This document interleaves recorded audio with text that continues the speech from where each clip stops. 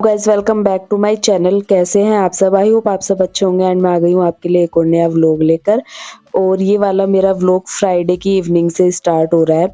करवा चौथ का व्लॉग देने के बाद इतनी ज़्यादा तबीयत ख़राब हुई ना, तो एक दिन तो मैंने व्लॉग शूट ही नहीं किया। तो अब मैं फ्राइडे की इवनिंग से ये वाला व्लॉग शूट कर रही हूँ। तो बहुत ज़्यादा मेरी तबीयत ख़राब थी। आज मैं थोड़ा अच्छा फ़ील कर रही थी, तो आज ही मैंने व्लॉग भी स्टार्ट कर दिया और घर के काम भी स्टार्ट कर दिए। एक दिन तो मैंने बिल्कुल भी कुछ नहीं किया, हस्बैंड ने ही किया सारा, उन्होंने ही हेल्प की सब चीज़ों में। पता नहीं क्या हुआ, एक तो मौसम ऐसा हो रहा है ना, मौसम से बहुत ज़्यादा तबीयत ख़राब हो रही है। और दिल्ली में इतना ज़्यादा पॉल्यूशन हो रहा है ना, बहुत ज़्यादा। हर जगह देखो धुंधला-धुंधला नज़र आता है। मतलब इवनिंग टाइम में ना 4 बजे तक ऐसे लगने लगता है कि जैसे बहुत ज़्यादा अंधेरा हो गया है। तो पॉल्यूशन से इतना ज़्यादा बेकार हो रखा है। तो यहाँ पर मैं किचन में हूँ और मैं सब्ज़ी की तैयारी कर रही हूँ। तो मेरे पास भिंडी रखी हुई थी, तो मैंने कहा आज चलो भिंडी बना लेती हूँ। तो यहाँ पर मैंने भिंडी को कट कर लिया, अच्छे से धो लिया था मैंने पहले। उसके बाद मैं यहाँ पर जितने प्याज़ भिंडी में डालूँगी वो भी मैंने साथ-साथ कट कर लिए है। तो भिंडी में ना प्याज़ ज़्यादा अच्छे लगते हैं मुझे, इस वज़ह से। तो हस्बैंड को ना भिंडी कम पसंद है, बट मैं आज बना रही हूँ बहुत टाइम बाद। वो खा लेते हैं बट उनको ना मतलब इतनी ज़्यादा अच्छी नहीं लगती है। तो अब मैं बाज़ार से ले आई थी, तो मैंने सोचा आज बना लेती हूँ, कब तक ये रखी रहेगी। तो मैं तो खा लेती हूँ, मुझे पहले से ही बहुत अच्छी लगती है, बट इन ये नहीं खाते हैं ना, तो मैं बनाती ही नहीं हूँ। तो अभी बहुत टाइम बाद बना रही हूँ, आज रखी हुई थी इस वज़ह से। तो यहाँ पर देखिए भिंडी को मैंने कट कर लिया है और प्याज़ को भी कट कर लिया है। उसके बाद यहाँ पर मैंने बोतल को फिल किया है ऑयल से, क्योंकि ख़त्म हो गया था। और बनानी स्टार्ट करते हैं। भिंडी तो मैंने यहाँ पर कढ़ाई को गरम कर लिया था, उसके बाद उसमें ऑयल डाल दिया। उसके बाद तेल गरम होते ही मैंने उसमें जीरा डाल दिया और तड़का लगाया है सूखी लाल मिर्च का। 2 मैंने उसमें सूखी लाल मिर्च डाली है। उसके बाद मैंने यहाँ पर कट किए हुए प्याज़ डाल दिया है। इसको ना गोल्डन ब्राउन होने तक भून लेना है। तो जब तक हमारे प्याज़ भुनेंगे ना, तब तक मैं एक टमाटर भी जो है कट करूँगी, क्योंकि मैंने ना टमाटर कट नहीं किया था। मेरे को एकदम से ध्यान आया, मैंने कहा कुछ चीज़ की कमी रह गई है। तो फिर मुझे ध्यान आया, हाँ टमाटर। तो मैंने कहा चलो तब तक प्याज़ भुनेंगे ना, तो तब तक मैं टमाटर को भी अच्छे से चॉप कर लेती हूँ। और अब मुझे इस चॉपर की इतनी अच्छी आदत हो गई है ना, मतलब फटाफट से मैं चॉप कर लेती हूँ। स्टार्टिंग में मुझे थोड़ी-सी परेशानी होती थी जब मैंने ये लिया था, बट अभी इतनी अच्छे से आदत हो गई है, तो कोई भी चॉपिंग की चीज़ ना मैं बहुत फट से कर लेती हूँ, मतलब इस पे, और बहुत ईज़िली हो जाती है। तो प्याज़ भुन चुका है, अब उसमें हम ऐड कर देंगे टमाटर और उसको फिर मिक्स कर देंगे। और मिक्स करने के बाद ना टमाटर को भी हम थोड़ा पकाएँगे। और उसमें थोड़ा नमक ऐड कर दूँगी, क्योंकि टमाटर गलने में ना नमक बहुत हेल्प करता है, जल्दी से टमाटर सॉफ्ट हो जाते हैं उसकी वजह से। उसके बाद मैंने इसमें सारे बेसिक मसाले भी ऐड कर दिए और इसको अच्छे से मिक्स कर दिया। मिक्स करने के बाद ना इसको ढक के थोड़ी देर के लिए पकाएँगे, और जैसे ही हमारा मसाला पक जाएगा ना, उसके बाद हमें उसमें भिंडी ऐड करनी है। और मसाले के ऊपर ही सब्ज़ी डिपेंड करती है कि आपकी सब्ज़ी कैसी बनेगी। जितना अच्छा आप मसाला पकाओगे ना, उतनी टेस्टी सब्ज़ी बनती है। तो बस यहाँ पर जो है मसाले से जो है ऑयल सेपरेट हो चुका था, मसाला अच्छे से भुन चुका था। तो उसके बाद मैंने इसमें भिंडी ऐड कर दी और अब इन दोनों चीज़ों को अच्छे से मिक्स कर देंगे, जिससे कि सारे मसाले भिंडी में ऐड हो जाए, मिक्स हो जाए। और मिक्स करने के बाद इसमें मैं ऐड करूँगी नींबू का रस। आधा नींबू का रस मैंने इसमें ऐड किया है, जिससे भिंडी जो चिपचिपापन होता है ना, वो फिर नहीं आता है पकने के बाद। तो इसमें मैंने नींबू ऐड कर दिया है। उसके बाद मैं इसको अब ढक के पकाऊँगी और 10-15 मिनट में ये बन के तैयार हो जाएगी।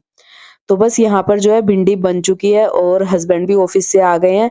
साथ में लेकर आए हैं दूध वगैरह, क्योंकि वो शाम को वही लेकर आते हैं दूध। और साथ में मैंने छाछ भी मँगाई थी, क्योंकि मैंने भिंडी बनाई ना, तो अच्छी लगती है भिंडी के साथ। तो यहाँ पर मैंने सारे पैकेट्स निकाल लिए हैं, उनको मैं अच्छे से वॉश कर लूँगी पहले। और वॉश करने के बाद पहले मैं दूध गरम करने के लिए रखूँगी। तो 1.5 किलो दूध लेकर आए थे, मतलब 1.5 ही लेते हैं हम, उसमें हमारा दही का भी काम हो जाता है और मैं घी वगैरह भी बना लेती हूँ। तो ये दोनों तीनों चीज़ें 1.5 किलो दूध में हमारी आराम से हो जाती है। और चाय जो हम पीते हैं बिना पानी वाली, तो हमें उसकी आदत है इस वज़ह से। तो बस यहाँ पर मैंने देखिए दूध गरम करने के लिए रख दिया। एक बार काउंटर टॉप पे जो है मैंने कपड़ा मार लिया, क्योंकि वहाँ पर मैंने सब्ज़ी वगैरह कट की थी, तो थोड़ा बहुत मतलब मेसी सा हो जाता है। उसके बाद यहाँ पर हस्बैंड जो है साग लेकर आए हैं, और अब तो सीज़न आ भी गया है। ये अब इतना अच्छा लगता है ना सर्दियों में साग, तो बस इसका सीज़न आ गया। हमारे घर में तो बहुत ज़्यादा बनता है और इसी वज़ह से ना हरी सब्ज़ी खाई भी जाती है। तो बस यहाँ पर ये सारी चीज़ें मिक्स करा के ना इसको कटवा के ले आए थे।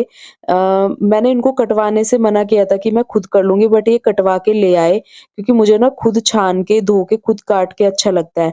बट इसको मैंने 3-4 बार पानी में धोने के बाद ना और इसको थोड़ी देर पानी में फिर छोड़ दिया था। उसके बाद पानी से अब मैं सीधे कुकर में निकाल रही हूँ इसको। तो इसको मैंने बहुत अच्छे से वॉश कर लिया और मैंने इनको अगली बार से मना कर दिया कि कटवा के मत लाना, मतलब ऐसे ही लाया करो। मैं खुद मतलब वॉश करके अच्छे से तब कट करती हूँ, तब मुझे अच्छा लगता है। बट चलो कोई नहीं, पहली बार लाए हैं तो फिर मैंने उनको बोल दिया। उसके बाद मैंने अच्छे से साग को कुकर में ट्रांसफ़र कर लिया है और अच्छे से साफ़ कर लिया था। उसके बाद मैं इसमें काफ़ी सारा लहसुन डाल दूँगी और साथ में हरी मिर्च और साथ में ऐड कर दूँगी यहाँ पर नमक और थोड़ा-सा ऐड करूँगी अदरक। ये सारी चीज़ें एक साथ डाल के ना मैं इसको बॉयल करने के लिए रखूँगी और ये सारी चीज़ें जब आप एक साथ डालते हो ना और इसके अंदर इस चीज़ का फ्लेवर जाता है तो इससे बहुत ज़्यादा टेस्टी बनता है। साथ-साथ मैंने इसमें ऐड कर दिया है पौना ग्लास के करीब पानी और अब इसको मैं बॉयल होने के लिए रख दूँगी।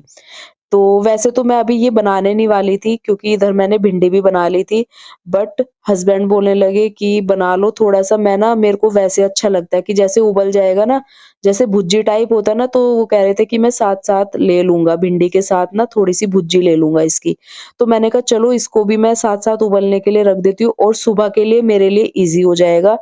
तो इस वजह से ये मैंने अभी उबाल के रख दिया। जितनी हम इसमें से भुर्जी निकालेंगे वो निकाल लेंगे, उसके अलावा जो बचेगा सुबह मॉर्निंग के टाइम में, मतलब जब हस्बैंड को लंच दूँगी, तो उस टाइम में मैं इसका साग बना लूँगी फिर।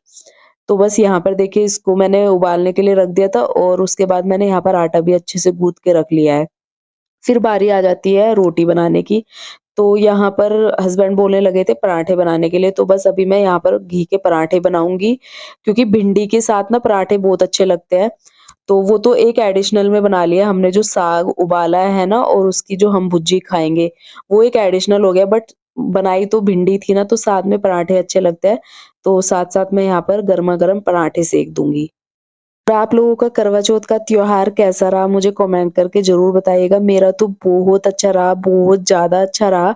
साथ-साथ सरप्राइज़ गिफ्ट भी मिला है, तो उसने तो और 4 चाँद लगा दिए त्योहार पे। तो बस यहाँ पर देखिए गाइज़, खाना ऑलमोस्ट बनने ही वाला है, उसके बाद हम लोग करेंगे डिनर और डिनर करने के बाद फिर वही किचन क्लीनिंग, सारा जो रात की जो रूटीन होती है वो, उसके बाद मैं आपसे सीधे मॉर्निंग में मिलूँगी। Good morning guys. तो ये है मॉर्निंग का टाइम और मैंने कल आपको बताया था ना कि बहुत ज़्यादा पॉल्यूशन हो रहा है। तो अभी देखिए मैं आपको दिखा रही हूँ, ये टाइम होगा करीबन 8 साढ़े 8 बजे का और उठ तो थोड़े जल्दी गए थे, बट अभी से व्लॉग कंटिन्यू कर रही हूँ तो इस वज़ह से मैं आपको दिखा रही हूँ कि साढ़े 8 9 बजे के टाइम भी ना देखो किस तरीके से बाहर दिख रहा है, एकदम ब्लर दिख रहा है। मंदिर आपको एकदम क्लियर दिखाई देता था ना, आज देखो मंदिर भी एकदम ब्लर दिख रहा है और इतना धुंधलापन और इतना पॉल्यूशन हो रहा है ना, घर से बाहर निकलने का भी मन नहीं कर रहा है और ऐसे लग रहा है कि जैसे अंधेरा-अंधेरा सा होता है ना, बताओ सुबह के 9 बजे भी इस तरीके से इतना धुंधला लग रहा है, तो कितना खतरनाक चीज़ें हैं ये। तो ये किस-किस जगह हो रहा है मुझे कमेंट आप ज़रूर करना कि आप जहाँ रहते हैं वहाँ भी हो रहा है, जहाँ से भी आप मेरा व्लॉग देखते हो, तो कमेंट करके ज़रूर बताना।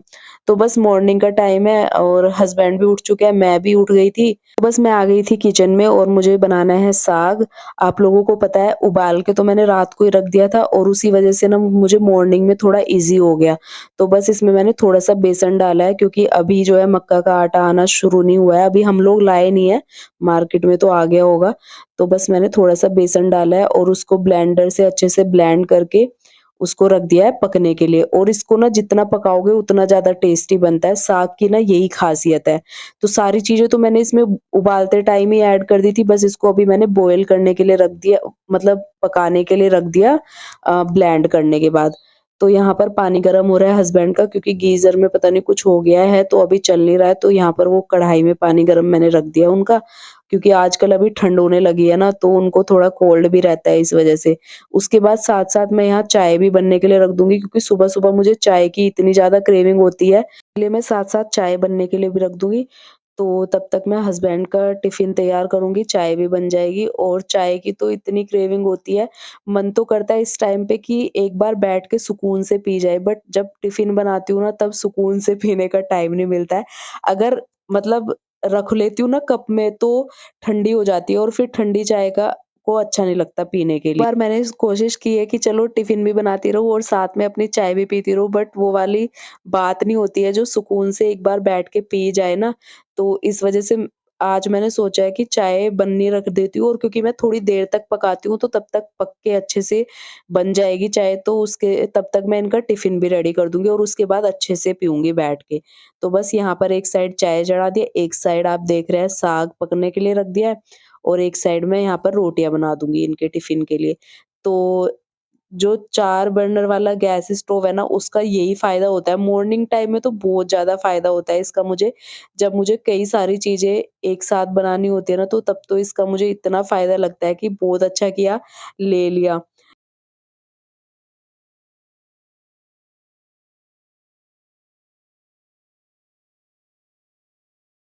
बस हस्बैंड चले गए थे टिफ़िन लेकर ऑफ़िस और मैं बैठ गई थी अपनी चाय पीने के लिए। उसके बाद अब लगते हैं अपने रूटीन पे, जो अपना मॉर्निंग रूटीन होता है।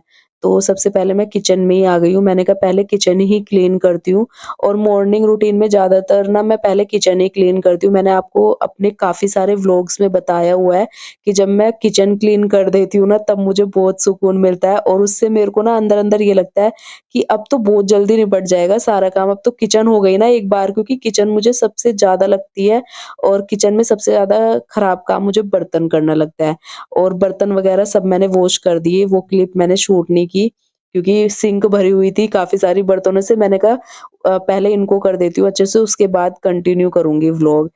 तो बस बर्तन वगैरह वॉश करने के बाद यहाँ पर मैं गैस स्टोव को अच्छे से क्लीन कर दूँगी, साथ-साथ काउंटर टॉप को भी अच्छे से क्लीन करूँगी और साथ-साथ जो बैक की जो टाइल्स होती है ना, उनको भी मैं साथ-साथ क्लीन करती हूँ। और ये तो मेरे बेसिक रूटीन में है ही, अभी जब से मैंने डीप क्लीनिंग करी है, तब से तो मैं ये कंटिन्यू कर रही हूँ, टाइल्स वाला भी, क्योंकि त्योहारों के लिए डीप क्लीनिंग करी थी। अगर इसको अभी ऐसे ही छोड़ देंगे तो दिवाली तक फिर ऐसे ही हो जाएगा। वैसे तो मेरा रहता है बेसिक रूटीन में, मैं टाइल्स वगैरह भी अच्छे से क्लीन करती हूँ, जैसे काउंटर टॉप और गैस स्टोव को क्लीन करती हूँ। उसके बाद आ गई मैं बेडरूम में और बेडरूम में भी आज मुझे छोटे-छोटे बहुत सारी क्लीनिंग करनी है। मतलब छोटे का मतलब है जो अंदरूनी जो बारीक क्लीनिंग होती है ना, जिस जो कोने हम ऐसे समझ के छोड़ देते हैं कि चलो छोटा-सा काम है फिर कभी कर लेंगे। तो वो आज मैं लेके बैठ गई हूँ और इन छोटे-छोटे कामों में ना पता है बहुत टाइम लगता है और मैं इनको कब से सोच रही थी। मेरे को हो गया होगा हफ्ता 10 दिन सोचते-सोचते कि चलो छोटा-सा काम है हो जाएगा। बट इसका नंबर ही नहीं आ रहा था, लेकिन आज मैंने सोचा हुआ था कि आज मुझे पहले ये छोटी-छोटी सी जो मेरी क्लीनिंग रह गई है ना, वो मुझे करनी है। तो ये जो छोटे से कॉर्नर होते हैं ना, अभी जैसे ये मेरा बेड के ड्रॉअर का कॉर्नर है, तो इसको मैं आज अच्छे से क्लीन करने वाली हूँ। इसमें मेरा जो नेल पेंट वगैरह डेली यूज़ में सामान जो यूज़ होता है वो रखा रहता है। काफ़ी सारा मतलब ये भरा रहता है, मेसी हुआ रहता है डेली। तो अब डेली यहाँ से सामान निकलता है, डेली रखा जाता है, तो ये इतना मेसी हो जाता है, तो इसको ना रोज़-रोज़ सँभालने का टाइम नहीं लगता है। तो आज मैं इसको अलग से लेके बैठी हूँ और इसको इस तरीके से अरेंज करूँगी कि जिससे कि अपनी चीज़ अपनी जगह पे अरेंज रहे और ऑर्गनाइज़ लगे एकदम देखने से। तो बस बेड के ड्रॉअर को मैंने अच्छे से जो है खाली कर लिया था, फिर साफ कर दिया। उसके बाद ये ना मेरे पास थैले आते हैं, जो मेरी दवाइयों के थैले आते हैं ना, इनका कपड़ा जो है ना वो बहुत अच्छा है। तो इनको मैंने यहाँ पर बिछा के ना इसको इस तरीके से यूज़ कर लूँगी, जिससे कि गंदगी भी नहीं होगी और गंदगी होगी तो इनको उठा के फिर मैं फेंक दूँगी। तो नीचे का जो पोर्शन है वो बचा रह जाएगा। उसके बाद आ जाते हैं अपनी ज्वेलरी वगैरह, चूड़ियाँ, जो कि आपको पता है त्योहारों पे बहुत मेसी होके रखती है ये सारी चीज़ें। तो मेरी तो काफ़ी आदत है कि जब मैं पहनती हूँ ना ये सारी चीज़ें, उस टाइम पे मैं इतना ध्यान नहीं देती हूँ, उस टाइम तो जहाँ रखी जाए वहीं रख देती हूँ। बट बाद में ये ना इतना मैस फैला देती है, तो आज मैंने ना यही वाला मैस मुझे क्लीन करना है। तो ये देखिए सारा कुछ क्लीन करने के बाद ना ये कूड़ा निकला है। और ये हम छोटी चीज़ें समझते हैं और इन हमें लगता है कि ये तो हो जाएँगी, तो इतना कूड़ा मैंने आज निकाला है जो बिल्कुल भी यूज़ का नहीं है मेरे, तो वो मैंने उसमें से निकाल दिया और सारी चीज़ें ऑर्गनाइज़ कर दी है अच्छे से। देखिए अब सारी जो डेली यूज़ की चीज़ें ना मैंने एक बॉक्स में रख दी है और उस बॉक्स को ना इतने अच्छे से अरेंज कर दिया, तो वो सामने रखा हुआ भी बुरा नहीं लग रहा है। तो बस ये जो कूड़ा निकला है इसको मैं एक पॉलीथीन में भर दूँगी, पूरा कूड़ा, और उसको मैं साफ कर दूँगी वहाँ से। फिर मुझे झाड़ू-पोछा करना है तो उससे पहले मैं ये सब क्लीन कर दूँगी। और घर छोटा हो या बड़ा उससे कोई मतलब नहीं होता है। अगर आपका घर छोटा है या बड़ा है, उस चीज़ से सफाई का कोई लेना-देना नहीं है। अगर आपको सफाई की हैबिट है ना, तो आपका घर चाहे जैसा भी हो, आप उसको नीट एंड क्लीन रखने की कोशिश करेंगे ही। ऑलमोस्ट सारी औरतें करती है, अपने घर को अच्छा सुंदर दिखाने के लिए साफ-सफाई रखती है। तो बस मैं भी उन्हीं में से एक हूँ। मेरे को जो भी चीज़ें जहाँ जिस तरीके से दिखाई देती है ना, मैं लग जाती हूँ एक बार, और टाइम चाहे जितना भी लग जाए मैं उसको करके ही हटती हूँ। और यही सारी चीज़ें हैं जिससे मेरा घर एकदम साफ-सुथरा चमकता रहता है, एकदम नीट एंड क्लीन रहता है। तो बस ये वाला रूम एकदम से क्लीन कर दिया है मैंने, डस्टिंग, झाड़ू वगैरह सब हो गई है, ऑर्गनाइज़ सारा सामान कर दिया है। उसके बाद ये थोड़े बहुत कपड़े थे जो अभी पहने थे उनको भी मैंने रख दिया क्योंकि ड्राई क्लीन के लिए देना है। तो बस मैं फिर आ गई थी लिविंग रूम में, और यहाँ पर भी मुझे सोफ़ा वगैरह डस्टिंग करनी है, टेबल क्लीन करनी है, जो कि डेली रूटीन में है ये भी, तो वो मैं करने के लिए आ गई थी लिविंग रूम में। और ये सारी चीज़ें जो मैं डस्टिंग करती हूँ, ये मैं कोलीन की हेल्प से ही करती हूँ, क्योंकि कोलीन की हेल्प से ना ग्लास की चीज़ें, वुड की चीज़ें, सारी चीज़ें ना अच्छे से क्लीन हो जाती है। तो मैं ना यहाँ पर जो भी डस्टिंग की चीज़ें आती हैं तो मैं उसमें ज़्यादातर कोलीन ही यूज़ करती हूँ। और डीआईवाई मैंने 1-2 बार बनाए हैं, अभी मुझे बिल्कुल भी टाइम नहीं मिल रहा है। जो क्लीनिंग के लिए डीआईवाई बनाते हैं ना, उसका मुझे बिल्कुल भी अभी टाइम नहीं मिल रहा है, तो इस वज़ह से अभी मैंने कोई भी डीआईवाई क्लीनिंग के लिए नहीं बना रखा है। बस डस्टिंग करने के बाद यहाँ पर मैं झाड़ू लगाने लग गई थी, और उसी बीच में ना ये जो कारपेट बिछाया हुआ है ना, ये अभी वॉश करके बिछाया था। हस्बैंड इसको वॉश करके, उस दिन मैंने बताया था व्लॉग में भी कि हस्बैंड ने वॉश किया था, और फिर ये करवा चौथ पे यहाँ पर बिछा दिया था। और सर्दियों में तो मैं हमेशा इसे मतलब यहाँ पर डाले रखती हूँ। उसके बाद यहाँ पर ना इसको मैं कपड़े की हेल्प से क्लीन कर रही हूँ, क्योंकि इसमें जो मिट्टी घुसती है ना, वो झाड़ू से नहीं निकल पाती है, तो मैं इसे ना कपड़े से अच्छे तरीके से, कोई भी डस्टिंग का कपड़ा लेके इसे क्लीन करती हूँ तो ये बहुत अच्छे से क्लीन हो जाता है। तो ये छोटी-छोटी टिप्स है मेरे, जो मैं अपने घर को साफ करने के लिए यूज़ करती हूँ। अगर आपको भी ये हेल्पफुल लगे, तो आप भी इन ट्रिक्स को अपना सकते हैं। तो बस इसी तरीके से मैं तो ये छोटी-छोटी चीज़ें करके अपने घर को नीट एंड क्लीन रखती हूँ हमेशा, जिससे कि पॉज़िटिविटी मेरे घर में हमेशा बनी रहती है। तो ये छोटी-छोटी टिप्स होती हैं, अगर आपके लिए हेल्पफुल होंगी तो आप यूज़ कर सकते हैं। अगर थोड़ा-सा भी इस वीडियो से आपको मोटिवेशन मिला है तो मेरे चैनल को सब्सक्राइब ज़रूर करना, और वीडियो पर लाइक, शेयर, कमेंट करना। आप मेरी वीडियोज़ को अपने फैमिली और फ्रेंड्स के साथ शेयर भी कर सकते हैं। तो ये वाला व्लॉग मैं यहीं पर एंड करूँगी। आई होप आप लोगों को पसंद आएगा। मिलती हूँ नए व्लॉग में, तब तक के लिए bye bye and take care.